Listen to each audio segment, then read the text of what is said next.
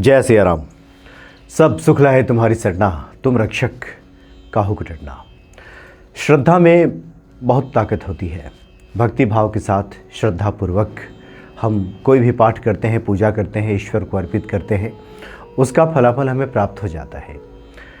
एक तो ये होता है कि अपनी सामर्थ्य के अनुसार हम कोई वस्तु भगवान को इस भाव के साथ अर्पित करते हैं कि आप ही का दिया हुआ है और आपको अर्पित कर रहे हैं। हनुमान जी को बहुत से लोग जो प्रसाद चढ़ाने जाते हैं मंदिरों में, इसी भाव से चढ़ाते भी हैं, उसका प्रतिफल भी मिलता है व्यक्ति को। लेकिन स्थिति कई बार इस प्रकार की हो जाती है कि व्यक्ति की सामर्थ्य उस प्रकार की नहीं होती और वो व्यक्ति किसी को देखता है कि सामने वाला व्यक्ति बहुत बड़ा भंडारा करा रहा है, इतने खर्च कर रहा है। कोई लोग मंदिरों में बहुत बड़ा दान देते हैं, मंदिर बनवाने में देते हैं।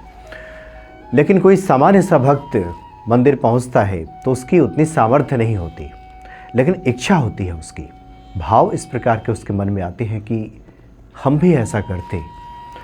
सच्चे हृदय से वो व्यक्ति इस प्रकार का भाव भी रखता है, भले ही उसने प्रत्यक्ष रूप से क्रिया रूप में वो कार्य ना किया हो, वो दान में ना दिया हो या उस प्रकार का कोई वस्तु ईश्वर को अर्पित ना किया हो, लेकिन ये मानस पूजा की श्रेणी में आता है। यानी मानस पूजा हो गई, ईश्वर उसको स्वीकार कर लेते हैं, क्योंकि भगवान तो भाव के भूखे होते हैं, भाव के भूखे हैं भगवान।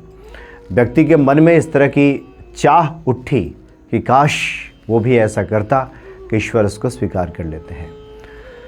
अलौकिक जो संत हैं, जो हनुमान जी के प्रतिमूर्ति ही हैं, बाबा नीम करौली जी महाराज से जुड़ा ऐसा ही एक प्रसंग है। सावित्री जी रहती थी मेरठ में, तो मेरठ से नैनीताल वो पहुँची थी। मेरठ में रहते हुए उन्हें बाबा जी की महिमा से परिचित होने का मौका मिला था। वो जानती थी कि अलौकिक संत हैं और इस बार जब नैनीताल जाएंगे तो निश्चित तौर पे बाबा जी के दर्शन के लिए कैंची धाम भी जाएंगे। इस आस के साथ वो नैनीताल पहुंची थी। नैनीताल में एक दिन रुकी वो। उसके बाद जब वो कैंची धाम के लिए चली तो कुल जमा जो पैसा उनके पास था वो काफ़ी कम बचा था, खर्च हो गए थे। और उस ज़माने में कोई एटीएम कार्ड लेके तो चलता नहीं था और ना ही ऐसी कोई व्यवस्था होती थी कि कोई उसका सगा संबंधी उसको भेज दे, व्यवस्था कर दे, कहीं बैंक से निकाल करके वो व्यक्ति अपने पास रख ले। ऐसी कोई व्यवस्था तो होती नहीं थी। तो उनके पास कुल जमा बहुत कम पैसे बचे। कैंची धाम जब पहुंची वो बस का भाड़ा करके सब खाते पीते, उनके पास सिर्फ 5 रुपये बचे। इस 5 रुपये में वो कैंची वापस लौट सकती थी। उसके बाद मेरठ कैसे लौटेंगी इसके बारे में कुछ अता पता नहीं। खाना पीना कैसे होगा इसके बारे में भी कुछ व्यवस्था नहीं, कोई जानकारी नहीं, कैसे होगा क्या होगा।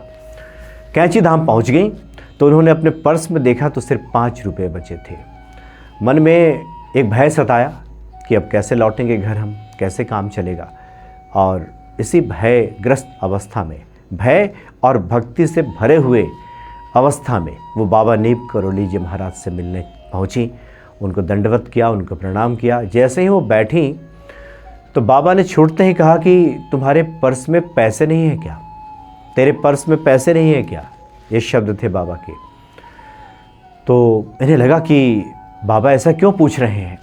कई बार होता है कि संत महात्मा किसी अपने भक्त से कुछ प्राप्ति चाहते हैं कि वो व्यक्ति दान कर दे, क्या ये सोच करके बाबा कह रहे हैं।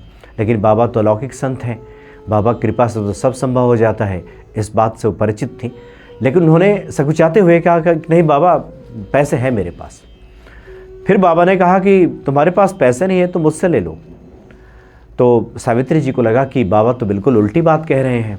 भक्त तो बाबा को पैसे देते हैं, जो साधु महात्मा हैं उनको तो गृहस्थ पैसे देते हैं। जो लोग उनके दर्शन के लिए जाते हैं, उनको प्रणाम करने के लिए जाते हैं, किसी आस से जाते हैं कि आशीर्वाद मिल जाए, वो लोग पैसे देते हैं। लेकिन यहाँ बाबा कह रहे हैं कि कुछ हमसे पैसे ले लो।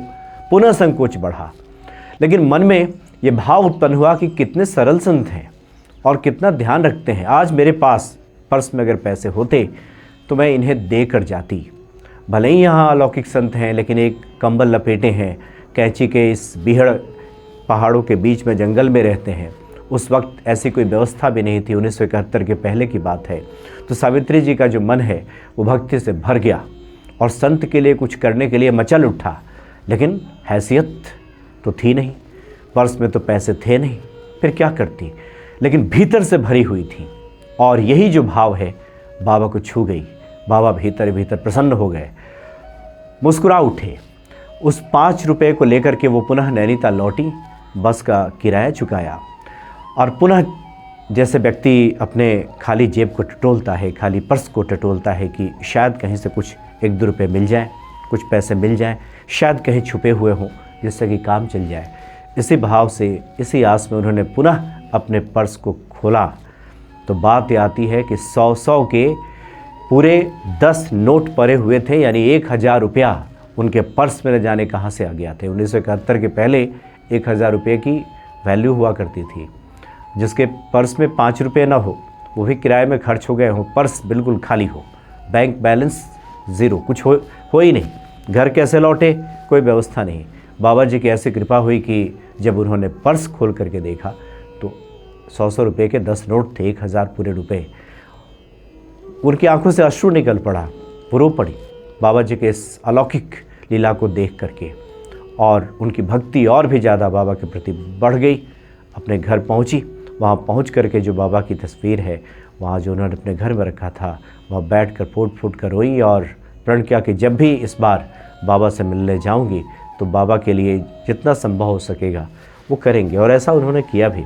बाद में जब वो कैंची उनके दर्शन के लिए गई तो भक्ति भाव से श्रद्धापूर्वक अगर कोई भी आराधना, कोई भी पूजा की जाती है, भले ही वो कृत्य रूप में ना हो, कार्य में ना दिखाई देता हो, कर्मकांड में ना उतरा हो, लेकिन मन में अगर इस तरह के भाव उठ गए हैं, अगर अभी की हैसियत क्या है उससे कोई मतलब नहीं, ये पूजा स्वीकार हो जाती है, जिसको हमारे शास्त्रों में मानस पूजा की श्रेणी में रखा गया है। प्रत्यक्ष पूजा से भी बड़ी पूजा है मानस पूजा। इसलिए जो लोग दुर्गा सप्तशती का पाठ करते हैं, आखिर में मानस पूजा से परिचित होंगे कि व्यक्ति मन ही मन आँख मूंद करके भावलोक में ईश्वर की आराधना करता है, ईश्वर की सेवा करता है। और प्रत्यक्ष पूजा में व्यक्ति जब कर्मकांड में उतरता है तो हो सकता है कि कर्म में उतरने की वजह से भावनाओं का लोप हो जाए, लेकिन मानस पूजा में तो भाव की जो प्रबलता है बनी रहती है। भाव से जो भक्त है वो भरा रहता है और यही बातें ईश्वर तक पहुंच जाती हैं और परम दयालु जो ईश्वर है वो प्रसन्न हो जाते हैं। हनुमान जी ऐसे भक्तों की समस्त मनोकामनाएं पूर्ण कर देते हैं। तो जो लोग भी परेशानियों में रहते हैं, उन्हें लगता है कि अभी तो कुछ नहीं है उनके पास, कैसे चलेगा, लेकिन जो हनुमान जी के भक्त हैं उसकी पूरी व्यवस्था करने के लिए संकट मोचन हनुमान जी हमेशा तत्पर रहते हैं। तो बड़े अलौकिक हैं बाबा नीम करोली जी महाराज। जय सिया राम।